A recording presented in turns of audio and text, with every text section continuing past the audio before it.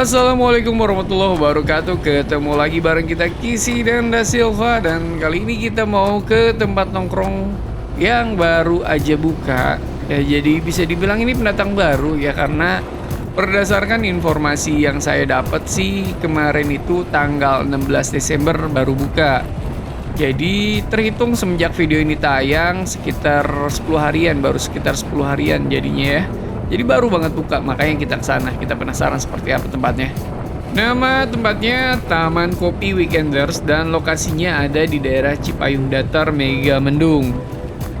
Buat kesini kalian bisa pakai Google Map dengan mengetik Taman Kopi Weekenders kayak yang saya ketik di layar.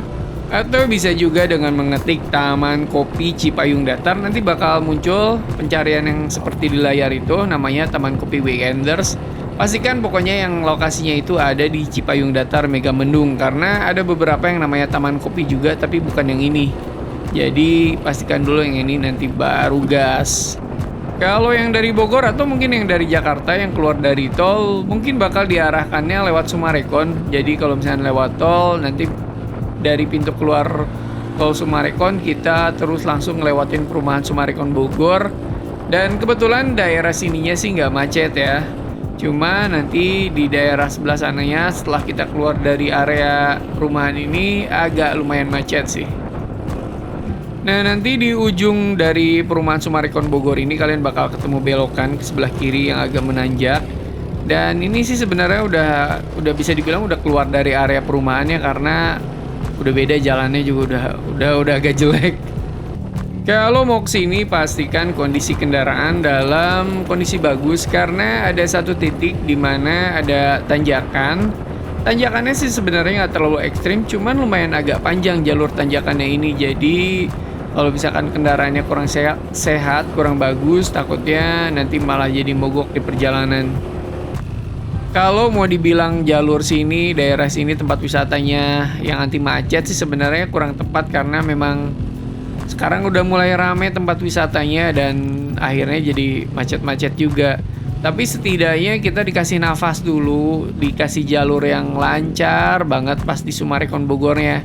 Karena memang di sini tuh udah banyak banget destinasi wisatanya, destinasi buat nongkrong-nongkrongnya tuh udah banyak banget.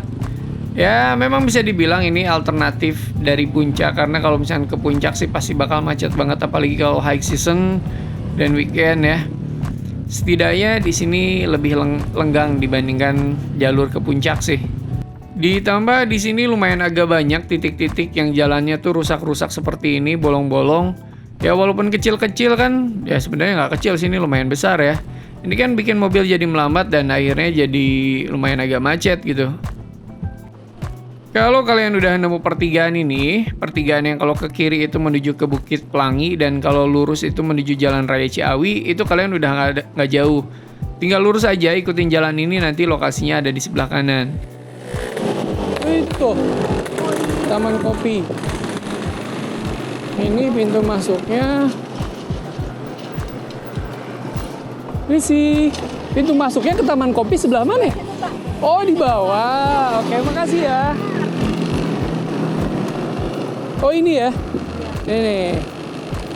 Kita belok ke sini. Hati-hati belokan patah. Pak, parkir di mana, Pak? Oh, ada karcis. Oh, bayar sekarang apa nanti, Pak? Bayar sekarang. Oh, sekarang. Berapa, Pak? 3.000, Pak. Untuk motor, untuk mobil berapa, Pak? Mobil? Untuk mobil 5.000. Oh, mobil 5.000. Oke, ya. Ya, makasih, Pak ya. Ya.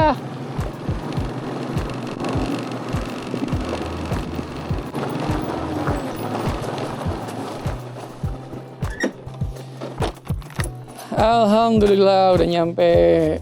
Sebelah sini ada area penyimpanan helm, jadi nggak bakal kehujanan kalau hujan. Oke, jadi kita udah sampai di lokasinya dan ini area parkir motornya. Lumayan cukup luas dan di sebelah sana di depan itu area parkir mobilnya. Untuk harga parkirnya motor tadi 3.000 dan mobil itu 5.000. Di sini bisa kelihatan jelas, yang tadi kan kita masuk lewat sini. Dan ini area parkir motor, terus sebelah sini ini yang paling luas nih area parkir mobilnya. Akses masuknya ada di sebelah sana, nanti kita ke sana ya. Ya, ternyata itu Gunung Gede Pangrango, pemandangannya tuh kelihatan jelas. Oh ini area yang tadi ya, yang kita nanya itu. Tuh di sebelah sana. Oh ini juga ternyata ada area tempat duduk. Tapi terbuka banget, jadi kalau misalnya hujan sih nggak cocok ya. Cuman kalau di sini enak, bisa lihat pemandangan Gunung Salak tuh. Dan di situ juga ada Gunung Salak, sorry, Gunung Gede Pangrango, salah mulu ya. Dan di sana juga ternyata ada area bermain anak-anak tuh.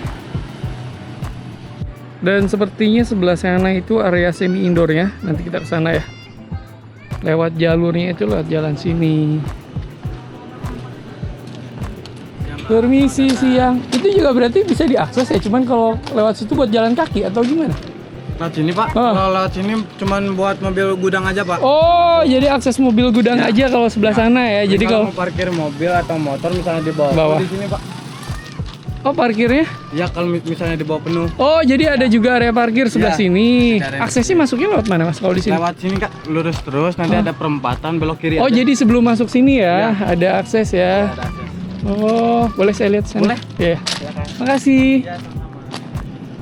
Dan ternyata area parkir motornya juga selain di sana, di sini juga ada. Nah, jadi ini area parkir motor, tapi aksesnya itu jadi sebelum masuk.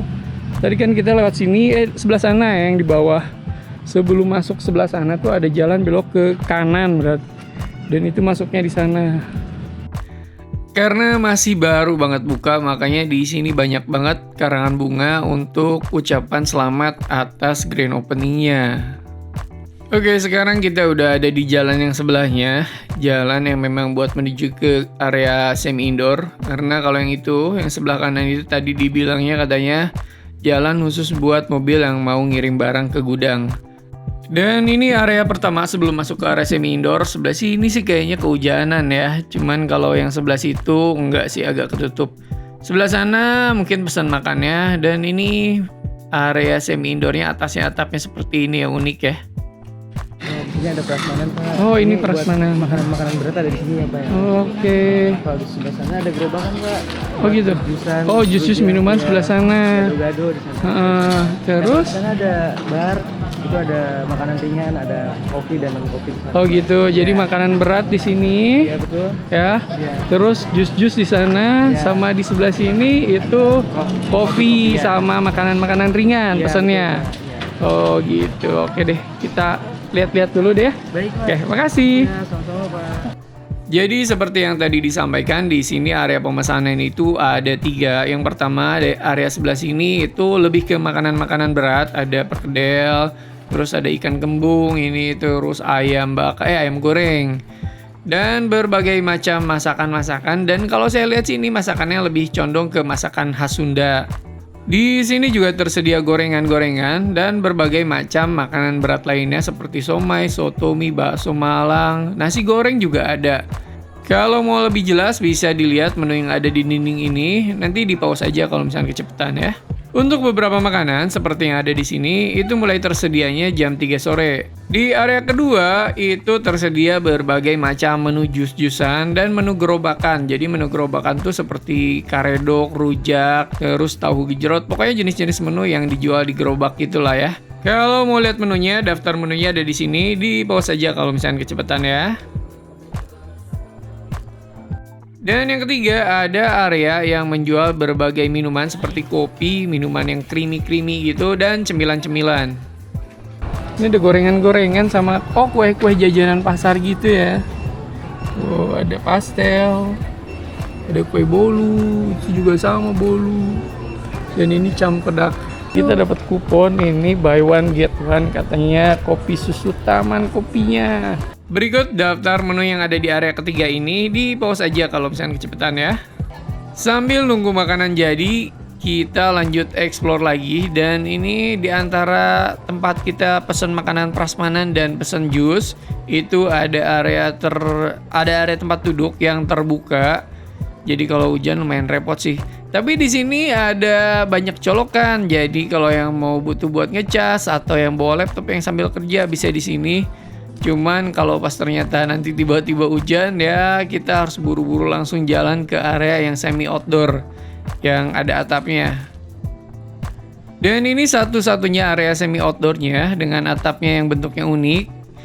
Di bagian tengahnya itu ada seperti corong, jadi kalau misalkan hujan gede mungkin nanti air-airnya itu bakal mengalir ke tengah, jadi bakal bikin efek seperti air terjun di bagian tengah ini.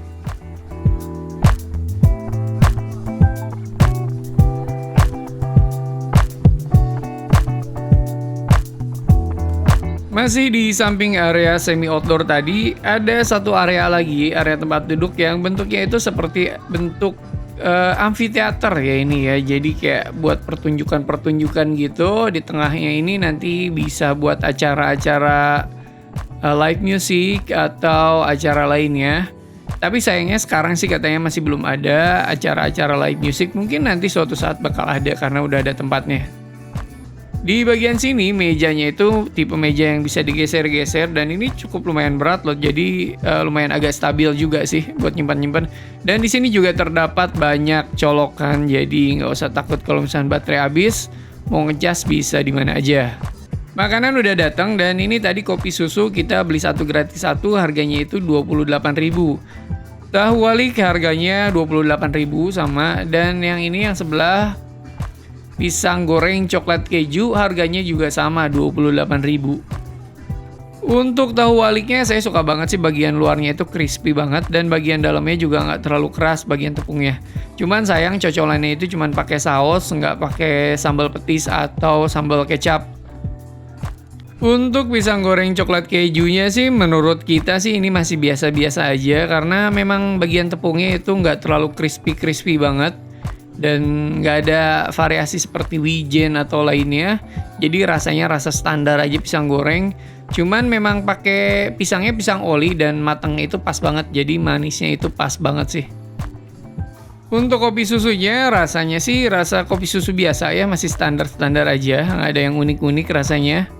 Dan kita juga pesan jus alpukat, harganya itu 30.000. Untuk rasanya jus alpukatnya itu enak, manisnya pas, nggak terlalu manis banget, malah saya suka ini. Dan kekentalannya juga kental banget, jadi campuran alpukatnya itu banyak banget. Tepat di samping kiri dari tempat kita tadi pesen jus, itu ada area toilet dan area musola. Nanti teman-teman di sini bakal nemuin tangga yang turun ke bawah, dan nanti di sebelah kanan itu area menuju ke musolanya. Dan di sebelah kanannya lagi nanti ada pintu masuk menuju ke tempat wudhu. Di sini tempat nanti kita simpan-simpan sandal sepatunya. Ini area tempat wudhunya. Dan di sebelah sini nanti tempat sholatnya. Nanti sebelah kanan, sebelah dalam itu untuk perempuan dan sebelah luar untuk laki-laki. Dan sebelah kiri dari tangga tadi itu area toilet. Toilet laki-laki dan toilet perempuan semuanya ada di situ. Sore hari cuaca mulai adem dan kebetulan ini nggak hujan, jadi kita putuskan buat pindah ke area yang dekat pintu masuk tadi. Di sini pemandangan pegunungannya itu lebih kelihatan jelas. Selain itu kalau bawa anak kecil bisa sambil ngasuh anak-anaknya di dekat area playground.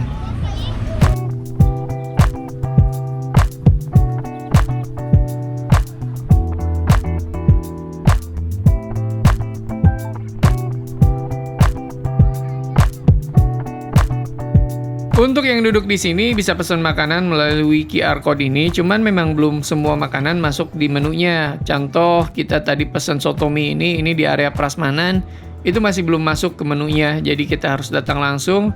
Dan ini soto mie-nya harganya 35.000 satu porsinya, komplit semua, ada daging, ada mie, ada bihun, ada kroket, terus kuahnya juga segar banget. Cuman sayangnya kroketnya itu bukan kroket yang kering banget. Kita sih sukanya kalau soto mie itu yang kroketnya itu kering banget. Ini kurang kering tapi rasanya ini segar banget kuahnya. Nggak asal-asalan. Selain itu kita juga pesan air minum Pristine, itu harganya 10.000 per botolnya. Sore hari pegunungan mulai kelihatan jelas dan lampu-lampu di area sekitarnya pun mulai dinyalakan. Jadi makin menambah suasana syahdunya. Apalagi di sekitar area semi indoornya, bentuk atapnya yang unik dipadukan dengan pencahayaan yang unik juga, itu menambah kesan estetik yang semakin kuat. Jadi cocok banget buat foto-foto di sini.